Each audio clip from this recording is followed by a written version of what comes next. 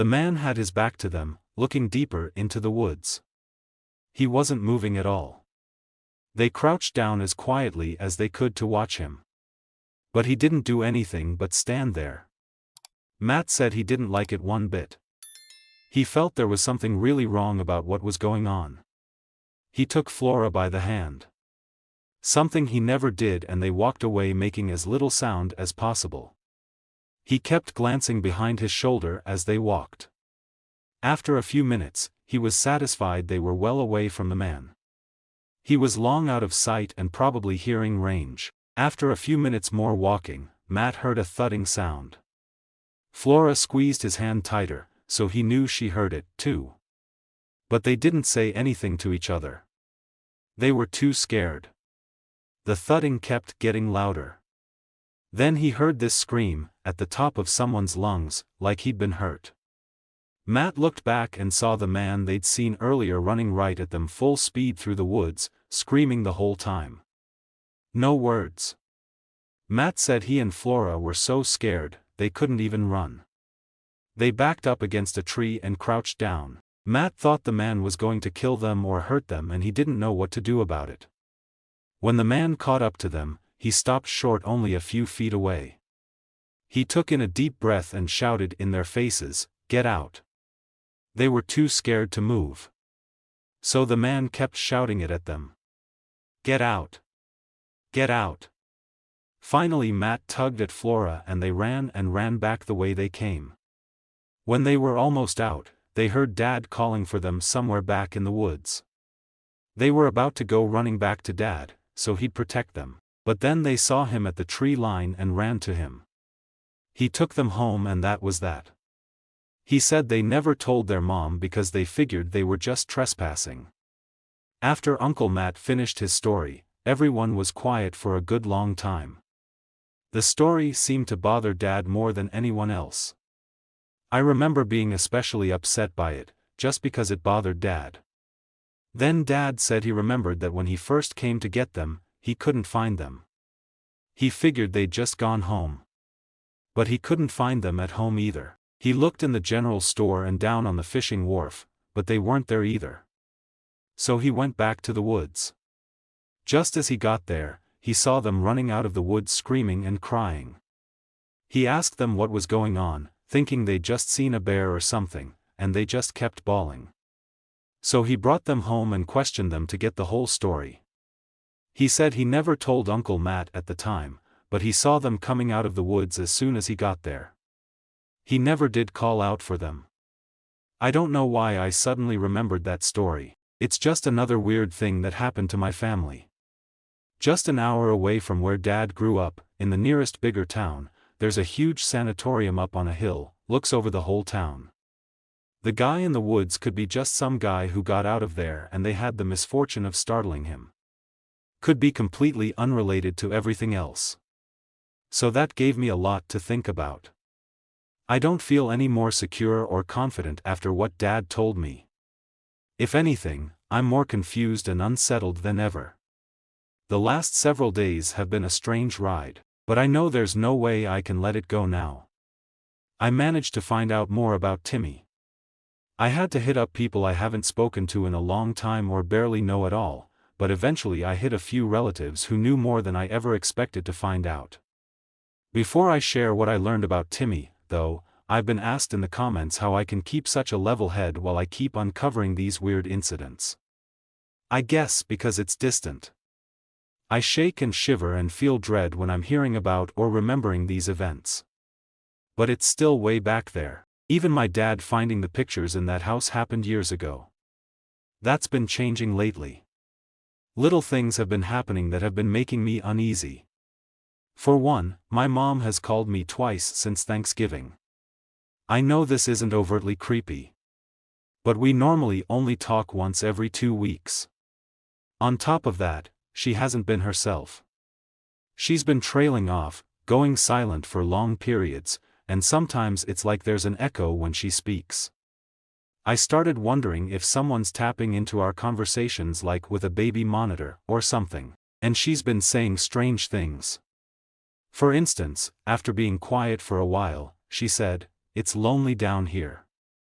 I asked her what she meant by down here, since she didn't live any farther south than me.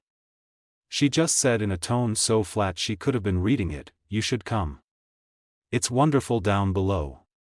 She changed the subject right after and seemed normal after that. My first instinct was to worry she was depressed or something. But I don't know. The last thing she said was if I hear anything strange about her to not believe it. I've also been receiving other phone calls. They started a little before Thanksgiving. First call was an instant hang-up. The next time just silence.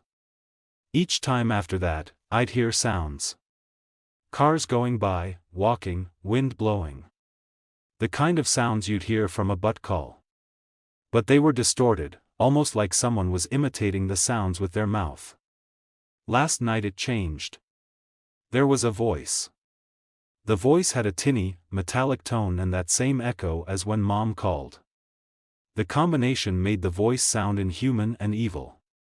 The words weren't sinister at all, but the way they were said made me feel like I was in danger for the first time since I started this investigation. The first time, all he said was, "I'm on my way." I tried to say, "Wrong number," back, but whoever it was had already hung up. I got a call a little later and the same voice said, "I'll be there soon." This time he didn't hang up right away, so I said he had the wrong number. A moment after I said this, he hung up. On the third call, he said, "I can see your house now." And, again, hung up immediately. I kept waiting for another call any minute, but after a few hours, I relaxed. I figure it really was a wrong number and they figured it out.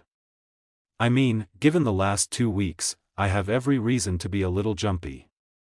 I get about halfway through an episode of Gotham on the DVR before the phone rang again.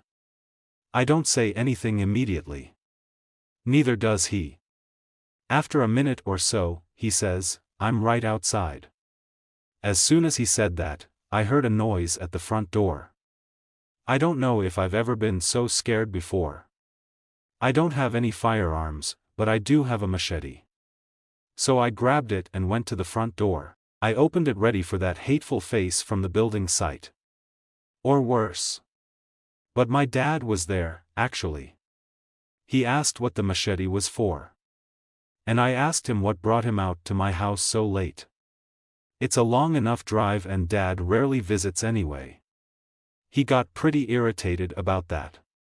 He opened his flip phone, and showed me a text apparently from me. In the text, I asked him to come out immediately, it's an emergency. I told Dad I didn't send him that text. I didn't send him any text.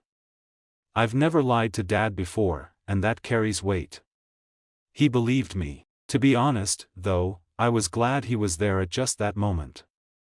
We had a drink together and then he said he was going to get back home. I asked him a few questions about Timmy before he left. He didn't much want to talk about it, but I'll add what he told me into the account of what I learned. After Flora disappeared, Dad and Matt were expressly forbidden to have anything to do with Timmy. For Dad, that suited him just fine. Dad nevertheless told his mom that Timmy couldn't have been responsible, since he'd just seen him at Hyman's general store. His mom said there had always been something wrong with that boy and she felt if Flora hadn't gone to his home that day she'd still be alive. While Dad and Matt hoped she was still alive, their mom never really believed she was. She said she saw a dove fly into the house the day after Flora disappeared, but when she chased after it she couldn't find it anywhere. Dad said it was just grief and these kinds of supernatural beliefs were common then. I tend to agree. Timmy made no efforts to reach out to Dad or Matt either. He started keeping to himself after Flora disappeared. They'd sometimes see him by himself at Hyman's, buying lots of food, way more than one boy should require. They never talked. Suspicions about Timmy and concerns about his missing parents grew. The police had looked around Timmy's house a little, since it's where Flora was last seen, and found nothing. But now they were asked to search the house. They wouldn't say what was wrong or what they found in there. The rumor was Timmy's parents hadn't been there in a long time and that the police had come out of the house pale and upset. Small towns always have rumors. Hard to say if they're true or false. Timmy was placed with some distant relatives in the larger town an hour away. They said he was strange and they didn't like him. He was always up and walking around at night. Sometimes he'd stop over the vents in the floor and just stare into them. After he'd been there for a bit, they started to hear him talking to himself in the middle of the night. They'd come up to him to see what he was doing and there was no one else around. They started watching him. They noticed he only did this when he was standing over the air vents. They even found him crouching down over one once.